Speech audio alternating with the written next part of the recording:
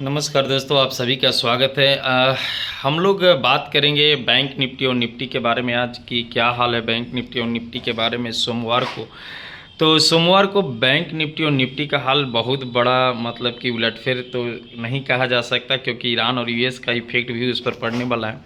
लेकिन जिस तरह से 4 राज्य और एक केंद्र शासित प्रदेश में इलेक्शन हुआ है, और ख़ासकर वेस्ट बंगाल में जो स्टेट लेवल का रूलिंग पार्टी है और सेंट्रल लेवल में जो रूलिंग पार्टी है, उसके बीच में भिड़ंत काफ़ी टक्कर का है। और काफ़ी ज़्यादा समझिए नहीं कि न्यूज और क्या क्या फलान ढेकान उस पर इफेक्टिव कर रहे हैं।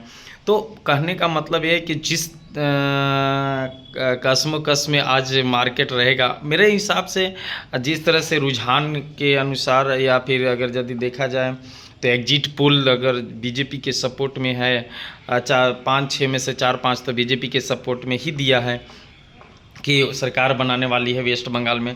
तो वेस्ट बंगाल को लेकर काफ़ी कांटे की टक्कर है। और आज तक रिकॉर्ड रहा है कि पिछला इलेक्शन अगर स्टेट लेवल का हो या सेंट्रल लेवल का हो, तो अगर बीजेपी की जिस रूलिंग में अगर उस लेवल पर आया, अगर बीजेपी के सपोर्ट में आया, तो मार्केट ऑब्वियसली ऊपर चकती है। ये मतलब कि देखा गया, भला ही 100-200 150 पॉइंट अगर बाद में गिरा दें, उसको हम नहीं कह सकते हाफ चांस के बाद। लेकिन अगर रुझान जब तक होता है, और रुझान के बाद जो मतलब कि एग्जिट पोल के अनुसार अगर यदि रिजल्ट रहा, तो ऑब्वियसली बैंक निफ्टी ऊपर चढ़ेगा।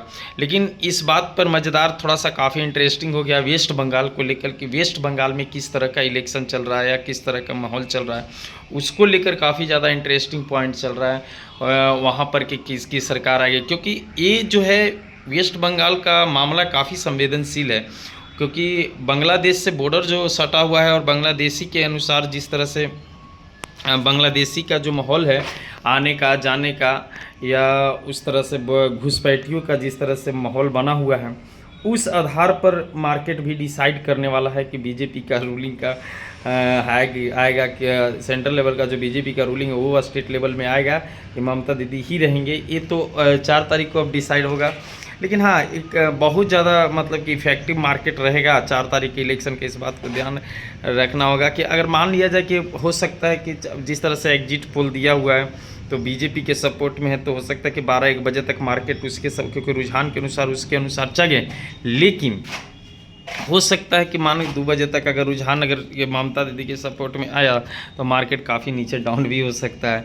तो हम लोगों को इस बात को ध्यान रखना होगा कि आखिर किस तरह से वहाँ रुझान पर चल रहा है, क्योंकि काफ़ी हाई लेवल का बन गया है यार वेस्ट बंगाल वाला जो मार्केट है, काफ़ी हाई लेवल का बन गया।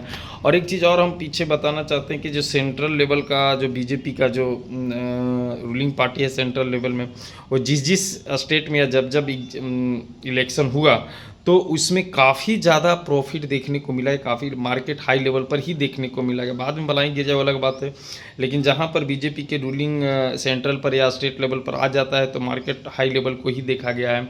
तो उसी तरह 4 तारीख को भी इफेक्टिव होगा। लेकिन कांटे का टक्कर बंगाल में है, और इस पर हम लोगों की नज़र रहेगी। तो 4 तारीख का फिर हम कैंडल का एनालिसिस भी करेंगे। कुछ देरी के बाद हम कैंडल के एनालिसिस करेंगे, चार्ट एनालिसिस की किस तरह से मार्केट है अभी और क्या होने वाला है।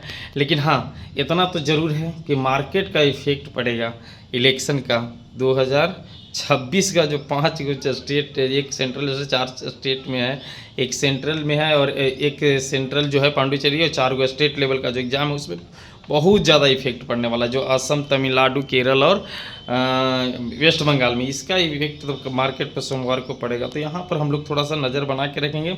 फिर देखते हैं, मिलते हैं सोमवार को। फिर ऐसे कल भी हम थोड़ा सा डिस्कशन करेंगे यूएस और इसके बारे में। तब तक के लिए धन्यवाद।